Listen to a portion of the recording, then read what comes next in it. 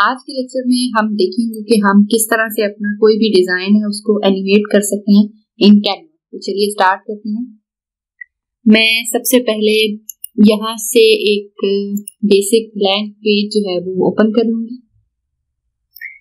जैसे कि आप लोग देख सकते हैं कि यहाँ पे एक ब्लैंक पेज जो है, जो मैंने साइज दिया था उसके मुताबिक वो यहाँ पे बन चुका है।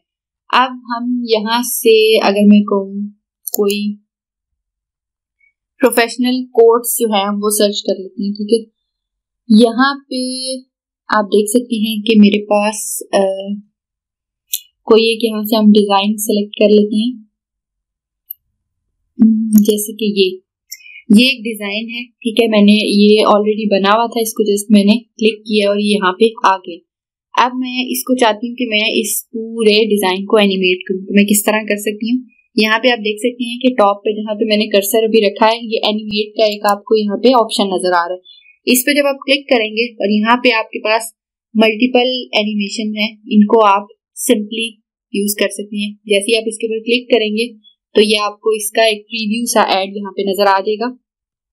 इसी तरह ये जो है, एक ये है, फेड है, देन पॉप, ये डिफरेंट काइंड की आप कह सकते हैं कि एक सिंपल एनिमेशन है जिसमें आपको कुछ भी नहीं करना। जैसे आप कोई भी डिजाइन जो है उसे सेलेक्ट करेंगे अपनी मर्जी का, और अगर वो एनिमेटेड नहीं है और उसको आप चाह रहे हैं कि वो एनिमेटेड फॉर्म में आपको शो हो जाए, तो कोई भी एनिमेशन जो आपको सूट कर रही है उसको आप यहाँ से सेलेक्ट करेंगे और उसको आप यहाँ पे चूज कर लेंगे। जैसे अब ये जूम वाली है एक, ये काफी मतलब अच्छी है, मैं मोस्टली इसको यूज करती हूँ।